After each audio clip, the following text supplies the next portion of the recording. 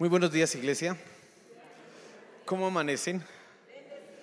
Bueno, ayer tuvimos un evento. Si usted se lo perdió, pues se lo perdió, lamentablemente. Pero estuvo súper chévere. Los que pudieron venir, ¿cierto que estuvo chévere?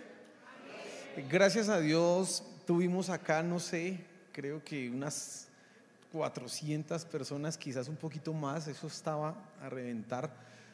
Y pudimos a algunos de ellos que eran nuevos predicarles el evangelio, que era lo más importante, y los que ya lo conocían, pues también ser confrontados con algunas cosas que se dijeron y se hicieron ahí en el Vive la Biblia.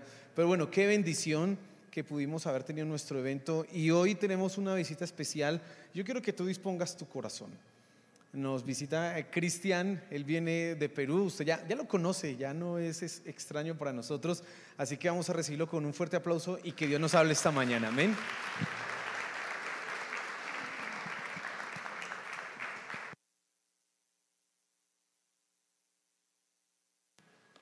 Buenos días. ¿Cómo se encuentran esta mañana? Qué bueno, ¿listos para lo que Dios va a hablar a nuestro corazón?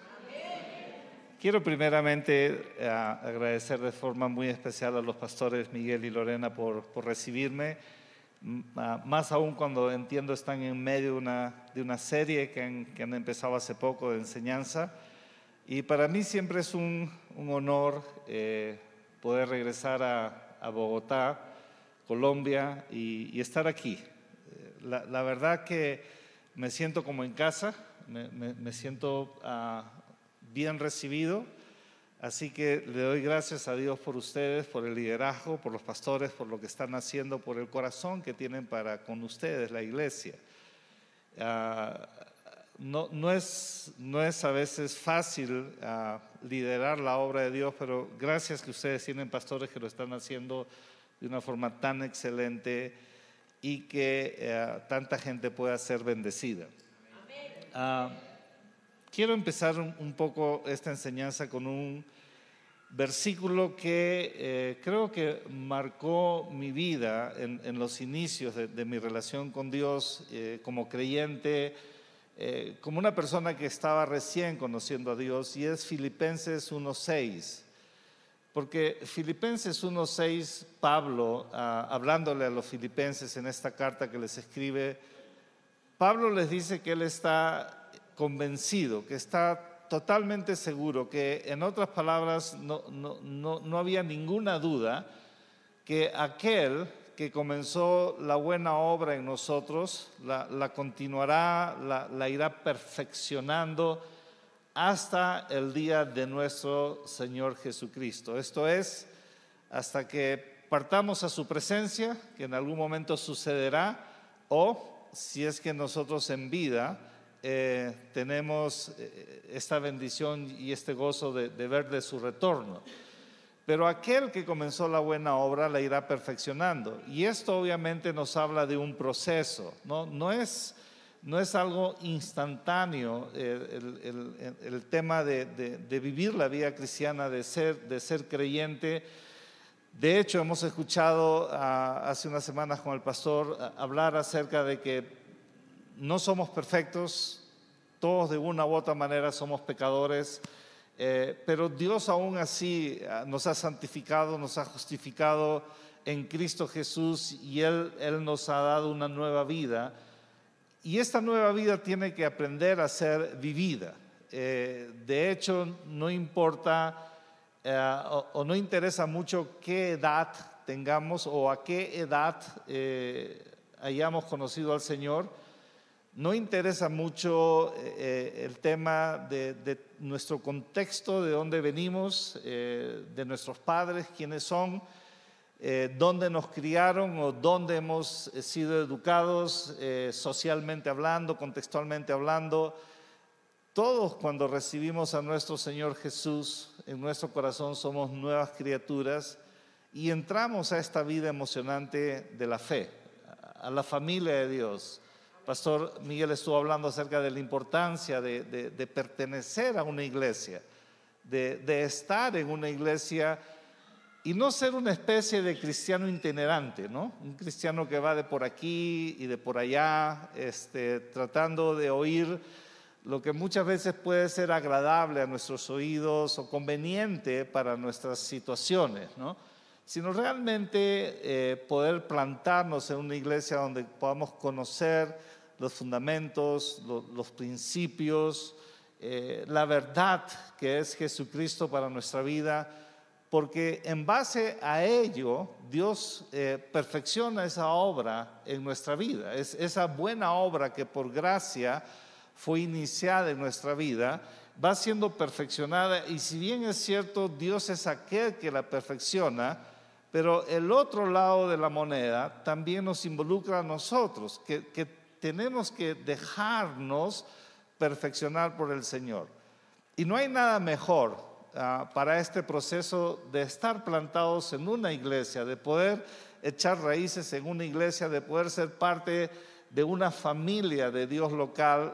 La iglesia a nivel mundial es obviamente una familia, pero hay expresiones locales, y esta es una expresión local de lo que es una familia en Dios. Es una familia que si bien es cierto no es perfecta, ninguna familia es perfecta, pero ahí vamos, como dijo un presidente argentino hace muchos años, estamos mal pero vamos bien, ¿no?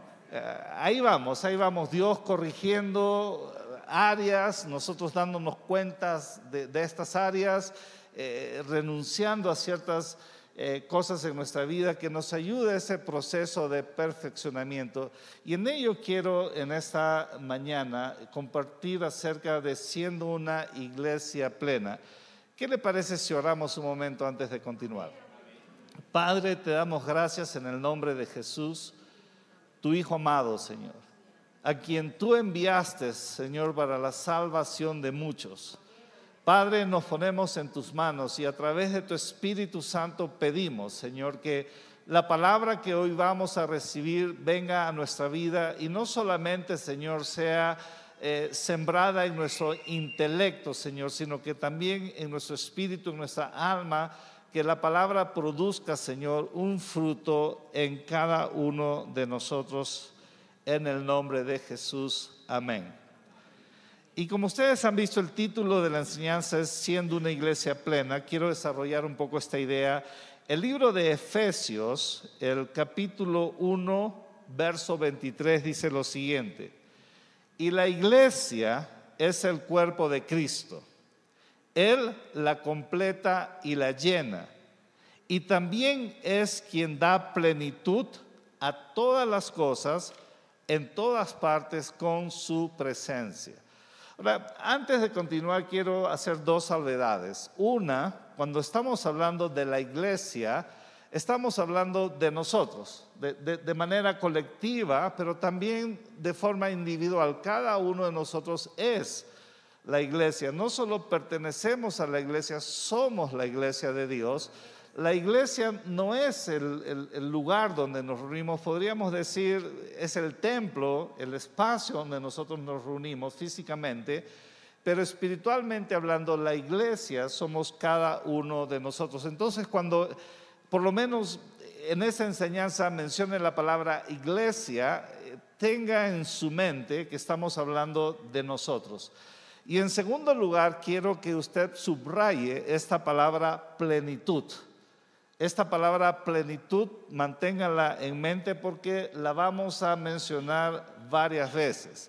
Ahora, continuando con esto, ¿qué quiere decir esta palabra plenitud, bíblicamente hablando?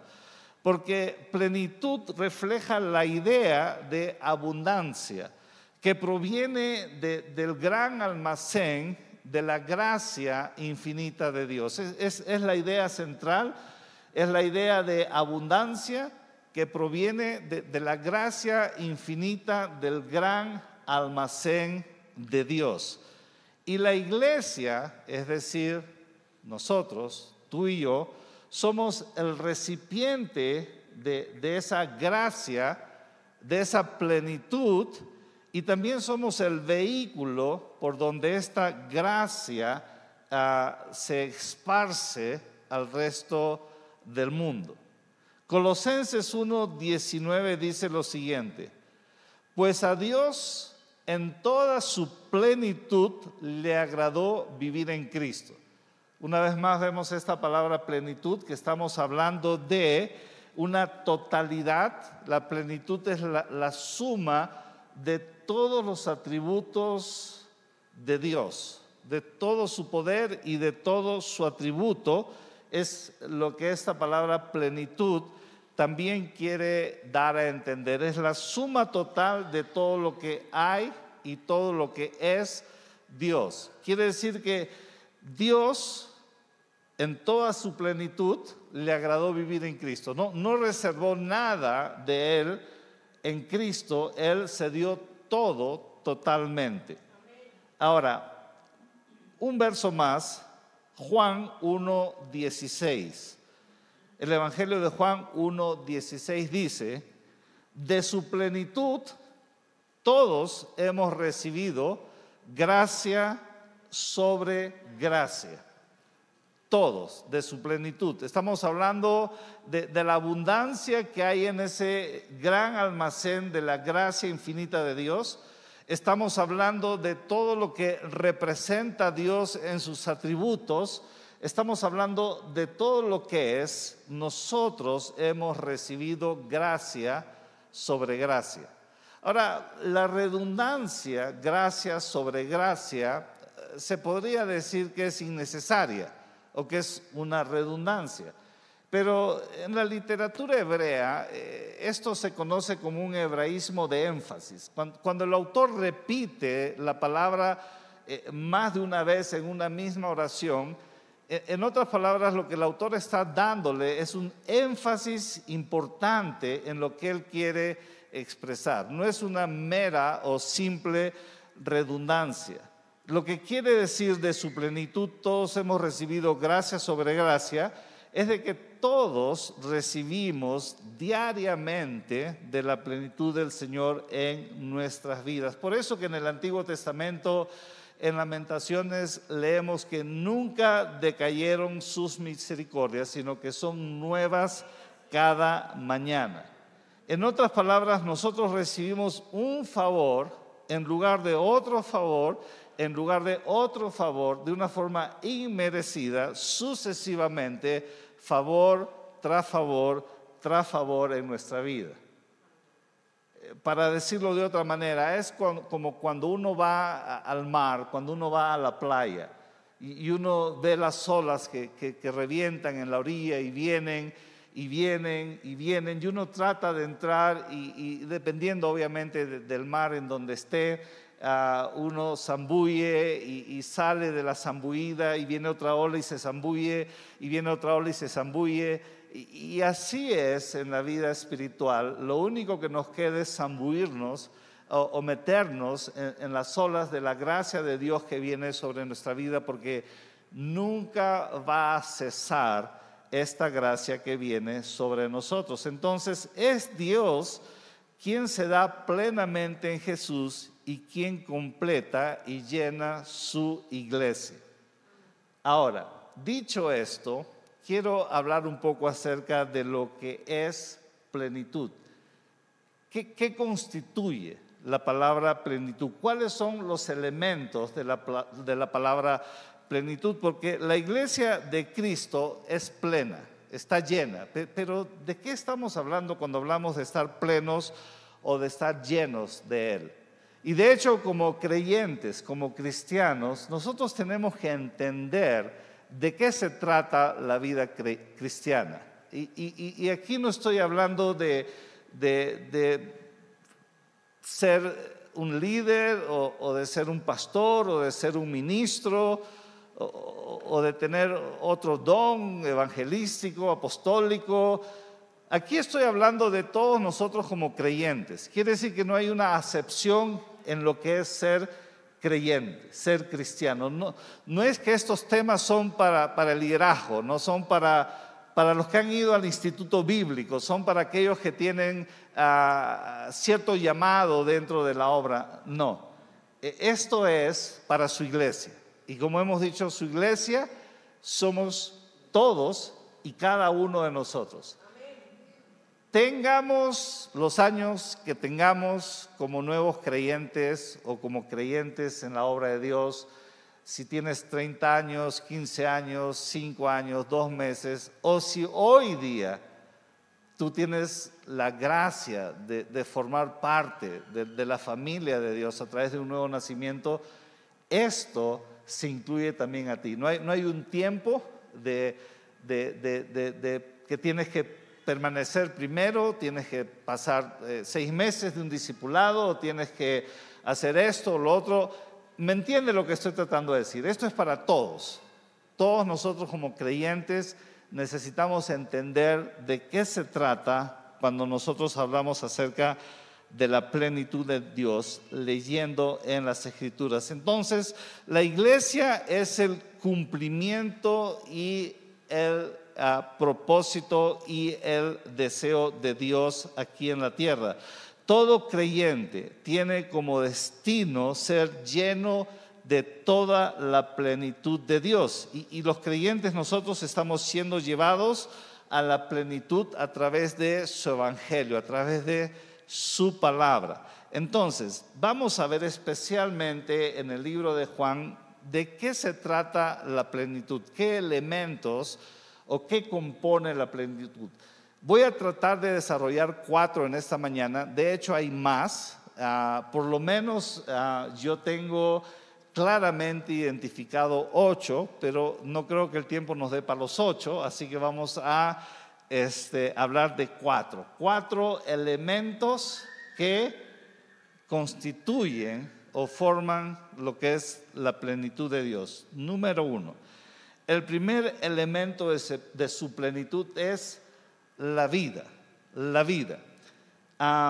Juan 3:16, un versículo muy conocido por todos nosotros seguramente. Y en la segunda parte de este verso dice: para que todo aquel que cree en Él no se pierda, sino tenga vida eterna. Ahora, podemos hablar muchas escrituras o citar muchas escrituras que hablan acerca de la vida. Podemos hablar mucho acerca de ello, de leer escrituras que hablan acerca de la vida, pero quizás lo primero y lo más interesante sería definir qué es la vida. Porque de repente para algunos su definición de vida puede ser diferente que para otros. Y obviamente no me estoy refiriendo a una vida biológica, no estoy haciendo referencia a una vida cronológica. Me estoy refiriendo a la vida que Dios nos ha dado a nosotros en Cristo. Y por eso Juan capítulo 10, verso 10, que también es otra escritura conocida, dice: yo he venido para que ustedes tengan vida y para que la vivan plenamente. Una vez más esta palabra plenitud aparece en los escritos de Juan. Entonces, ¿qué es la vida para ti? Porque mucho va a tener que ver de tu definición de vida en la forma como tú la vives. Y de hecho, cómo la vives también como creyente. ¿Qué es la vida?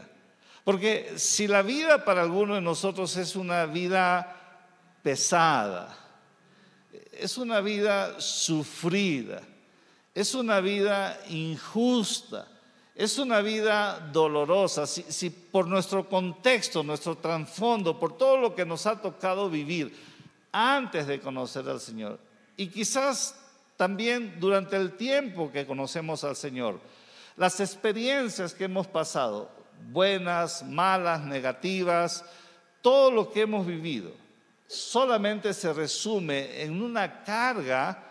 Entonces vamos a ser creyentes que caminemos con una carga pesada.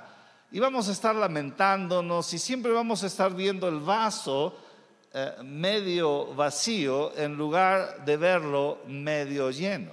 ¿Qué es la vida para ti? ¿Cómo puedes definir tú la vida que estás viviendo en Cristo? Porque quizás nosotros tenemos que redefinir la vida que Dios nos ha llamado a vivir como creyentes. Porque de eso no solamente influye nuestra propia vida, sino también influye cómo nosotros compartimos esa vida. Recuerda, la iglesia, tú, yo, no solamente somos el vehículo donde la gracia de Dios se deposita, sino también es el vehículo de donde la gracia de Dios fluye hacia otros lugares, personas, circunstancias, eventos. Por eso que a mí me encanta cuando la iglesia se reúne, pero más me encanta cuando la iglesia se despide. Cuando despedimos a la iglesia, para mí es la parte más emocionante que pueda haber.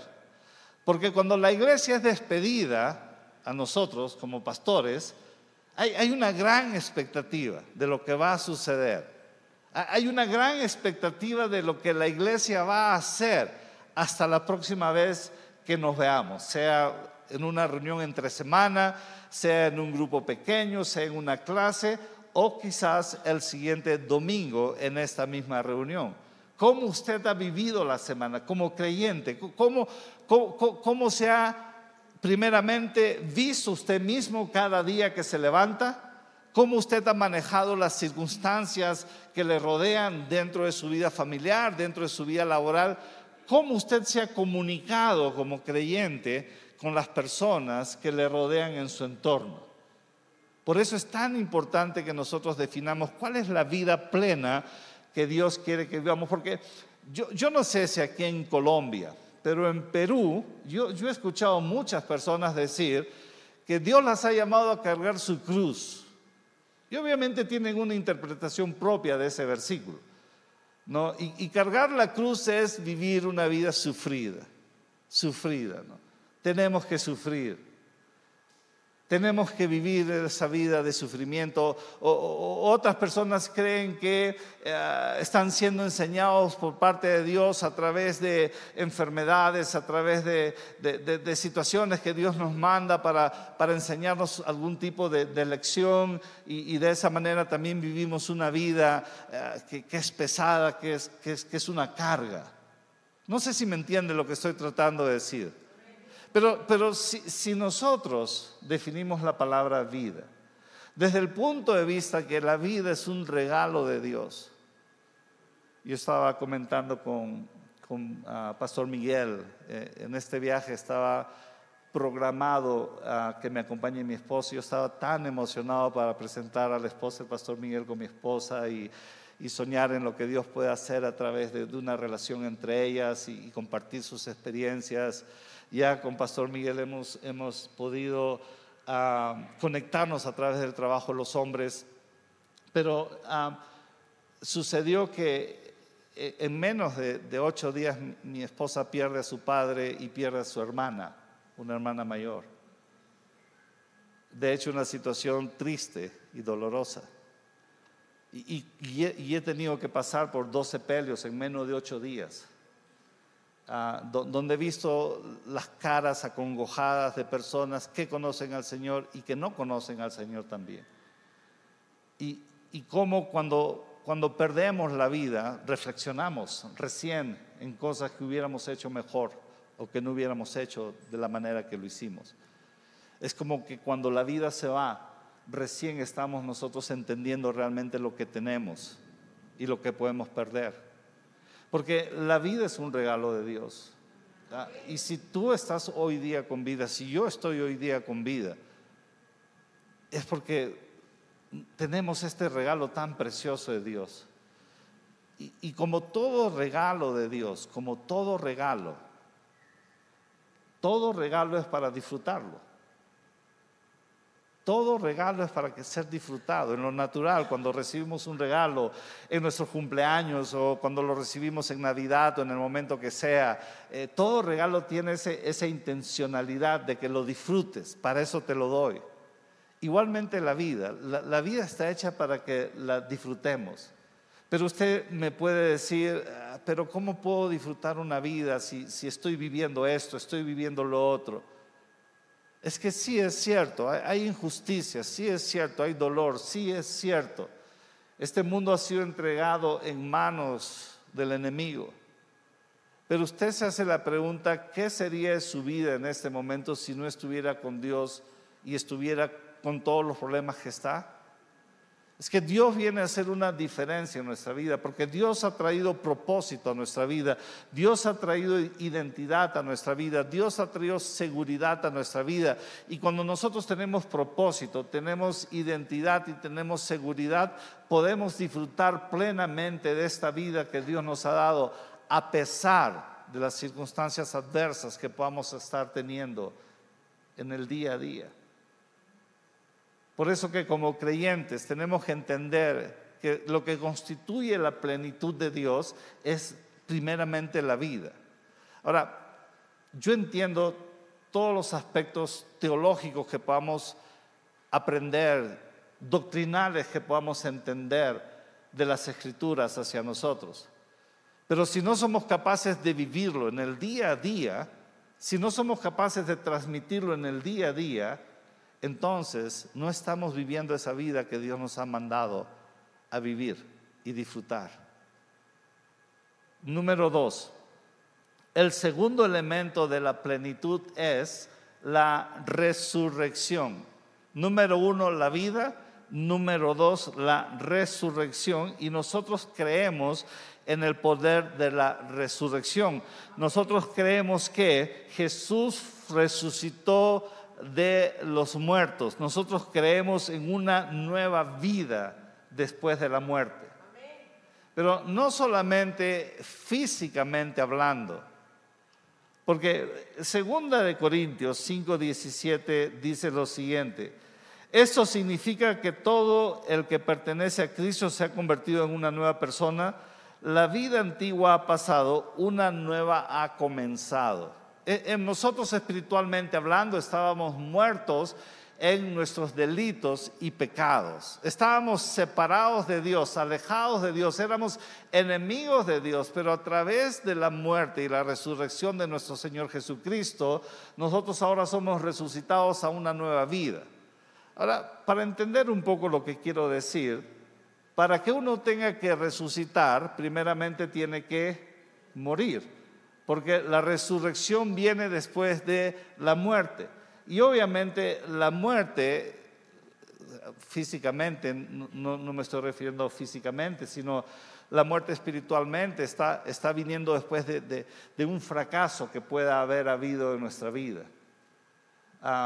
Yo recuerdo cuando Jesús alcanzó mi vida, yo había fracasado, estaba muerto en todo el sentido de la palabra, era como un muerto viviente, pero gracias a Dios recibí esta nueva vida que me hizo nacer espiritualmente hablando y tuve la oportunidad de poder empezar realmente de nuevo. Cuando estoy hablando de que la resurrección es el segundo componente de la plenitud, estamos hablando de que nosotros creemos en un Dios de oportunidades, en un Dios donde nada es imposible para Él, inclusive para lo que nosotros es imposible, para Él es todo posible. Y estoy hablando acerca de cosas que quizás en nuestra vida han muerto o están muriendo. Puede ser en la economía, puede ser en las relaciones, puede ser aún cosas que ya han pasado. En nuestra iglesia nosotros tenemos historias impresionantes de cosas que habían muerto. Estamos hablando de matrimonios que habían firmado papeles de divorcio y habían separado físicamente de vivir bajo un mismo techo por años, 5 años, 6 años, cada uno viviendo su propia vida. Que no solamente a través de un nuevo nacimiento, no solamente a través de una nueva vida, sino también a través de creer que Dios puede levantar lo que está muerto, puede traer a la vida todo lo que se ha perdido. Estos matrimonios se han reconstituido, han vuelto a nacer como familia, como matrimonio. Dios los ha resucitado de situaciones que para el hombre eso era imposible. En otras palabras, creemos en el Dios de las segundas oportunidades. No solamente en las relaciones, en la economía, en lo que pueda estar muriendo en tu vida. Somos gente de esperanza, somos gente de fe. El tercer elemento de la plenitud es la luz. Estamos hablando de lo que constituye lo que es Dios: vida, resurrección, luz. Todo eso ha sido depositado en nosotros y todo esto a través de nosotros como creyentes lo llevamos a donde podamos estar en el día a día. Juan 8:12 dice: Jesús les habló otra vez diciendo: yo soy la luz del mundo, el que me sigue no andará en tinieblas, sino que tendrá la luz de la vida. Ahora, también es una escritura muy mencionada, muy leída, quizás lo vemos en diferentes impresos, en literaturas, en folletería, etcétera, etcétera. Pero la luz y la oscuridad siempre han sido elementos importantes en las Escrituras y especialmente en los evangelios, en el Evangelio de Juan y en sus cartas de Juan. En el Antiguo Testamento, cuando nosotros vemos las primeras palabras de Dios en el libro de Génesis fue, sea la luz, sea la luz. Sus primeras palabras, sea la luz. Y de hecho, la luz siempre en las Escrituras se refieren a Dios o a la palabra de Dios. Por eso que aquí es bien importante que entendamos este punto, porque cuando leemos en Juan 8:12, dice, Jesús les habló otra vez diciendo, yo soy la luz del mundo, el que me sigue no andará en tinieblas, sino que tendrá la luz de la vida. La palabra o la frase importante en esta declaración de Jesús es el que me sigue. El que me sigue. Es necesario que entendamos ese término, el que me sigue. Porque de hecho, si nosotros preguntamos en esta mañana, ¿cuántos seguimos a Jesús? Yo creo que por lo menos el 99.9% levantará su mano, a menos que por ahí tengamos un par de personas nuevas en esta mañana. Pero la mayoría decimos, sí, yo sigo a Jesús. Pero ¿qué es seguir a Jesús? Esta palabra, ¿qué da a entender? Porque en el griego, el que me sigue tenía 3 acepciones. Número 1 era aceptar el parecer de un sabio consejero. Era cuando uno estaba confundido y necesitaba un consejo, venía a ese sabio consejero y escuchaba el consejo y lo aceptaba, lo abrazaba en su vida y por supuesto que seguía ese consejo. Número 2, el que me sigue también tiene la idea de prestar obediencia a un grupo de personas que vivían en común, ya sea un municipio, ya sea una comunidad, que determinaban las leyes que podían hacer que esta gente pudiera vivir en armonía y en acuerdo. Ellos se sometían voluntariamente a estas leyes. No solamente era un consejo, sino que también había una serie de leyes que los ayudaba a vivir plenamente en la comunidad donde ellos habían integrado. Y en tercer lugar, seguir era aceptar el razonamiento de un maestro, es decir, pensar en lo que él estaba razonando, es decir, poder no solamente por emoción decir sí, sí, sí, sino también poder uno entender, razonar. Por eso que cuando Jesús dice, me amarás con todo tu corazón, sí, con todo corazón lo amamos, pero también con toda nuestra mente. Y es ahí que como creyentes necesitamos ir a la palabra de Dios, necesitamos estar en la palabra de Dios, necesitamos aprender de la palabra de Dios, necesitamos meditar en la palabra de Dios, necesitamos tener un contacto en la palabra de Dios, porque es de ahí de donde nosotros vamos a sacar todo lo que necesitamos para vivir como creyentes. Es la palabra que hace la obra en nuestra vida. De hecho, damos gracias a Dios por predicaciones inspiradas, damos gracias a Dios por sus pastores que se preparan semana a semana, por los líderes que pueden compartir el privilegio de enseñar a través del púlpito, pero no es suficiente. Es un incentivo, es un aliciente, es como un descubrir, pero cada uno de nosotros como creyentes necesita conectarse a la palabra de Dios.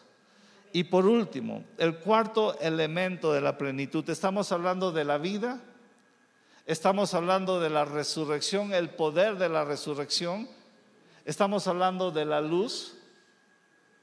Recuerda cuando hablamos de la plenitud de Dios en su iglesia, estamos hablando de lo que Dios nos ha dado a nosotros como creyentes. Y por último, el camino, el camino.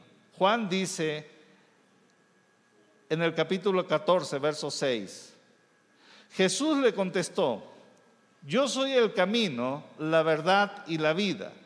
Nadie puede ir al Padre si no es por medio de mí. Esta es otra escritura también que tenemos muy mencionada, muy oída, muy leída, muy repetida, por decir de alguna manera: yo soy el camino. Pero en el contexto de esta declaración, cuando Jesús dice yo soy el camino, lo hace en respuesta a una pregunta que Tomás hizo. Recuerda, estaban ahí con los discípulos. Recuerda, Tomás era el que siempre tenía más cuestiones, más dudas, más preguntas. Y Tomás le hace la siguiente pregunta: Señor, si no sabemos a dónde vas, ¿cómo vamos a saber qué camino tomar? Jesús estaba anunciando su partida. Y de hecho ellos querían seguirlo. Pero Tomás dice: si no sabemos a dónde vas, ¿cómo vamos a poder seguirte? Y es ahí donde Jesús le dice: yo soy el camino, la verdad y la vida. Ahora, lo interesante de esto es que Tomás hace una pregunta enfocándose en un lugar. Señor, ¿dónde vas? ¿Dónde vas? ¿Vas a estar en, no sé, en Bogotá? ¿Vas a estar en Valledupar? Señor, ¿vas a estar en Cartagena? ¿Dónde vas, Señor? Porque si tú no sabes dónde vas, ¿cómo vamos a seguirte? Era una pregunta lógica desde el punto de vista humano. Tomás hace una pregunta relacionada a un lugar, pero Jesús le da una respuesta relacionada a una persona, no a un lugar, no a un lugar, sino a una persona. Por eso él dice: yo soy el camino. Y es ahí donde nuestra relación con Dios como creyentes toma un rol fundamental en nuestro día a día, en medio de esa vida injusta que hemos hablado, en medio de esa vida complicada que hemos hablado, en medio de esa vida dolorosa que hemos hablado.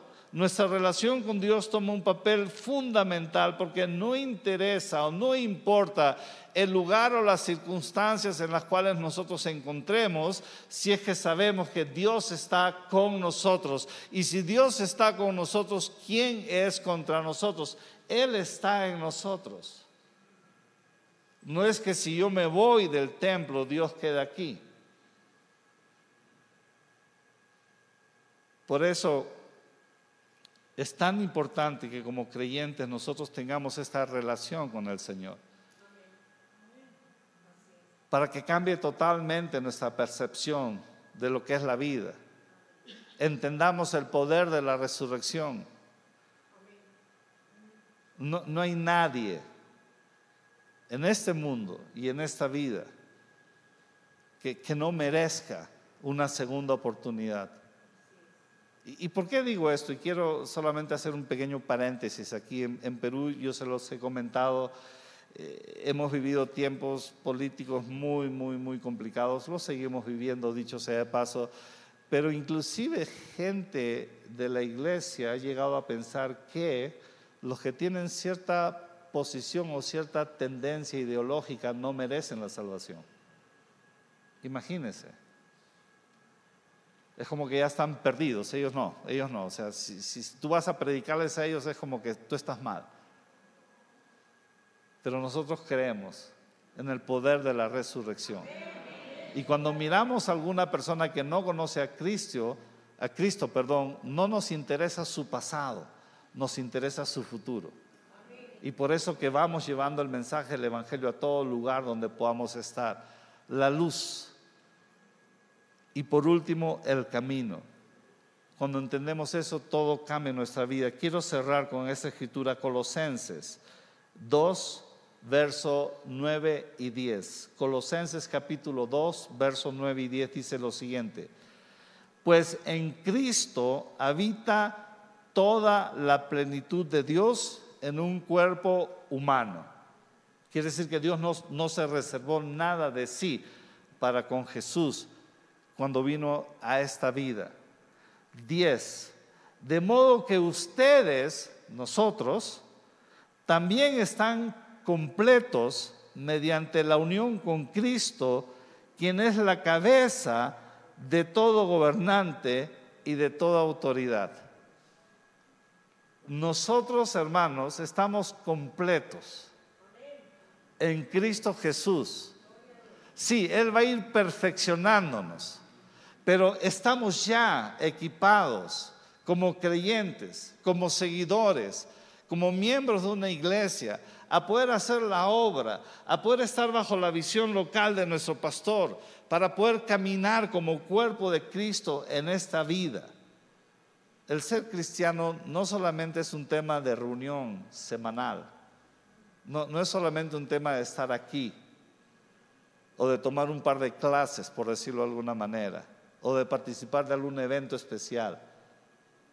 El ser creyente es 24/7, todos los días, en todo momento, en todo lugar. Por eso la Escritura dice, es Él quien la llena y la completa en todo lugar y en todo tiempo. Y eso somos tú y yo. ¿Qué le parece si oramos en esta mañana? Padre, te damos gracias en el nombre de Jesús. Señor, por la obra que tú has hecho en nosotros a través de Jesús, tu Hijo amado. Señor, gracias por cada persona, Señor, en este lugar que se constituye como creyente, como seguidor. Padre, pedimos, Señor, por sus vidas. Señor, que tú puedas ir incrementando en nosotros el depósito de tu gracia, Señor. Pero desde ya, Señor, estamos plenamente equipados para poder hacer la obra, Señor, del ministerio. En el nombre de Jesús. Amén.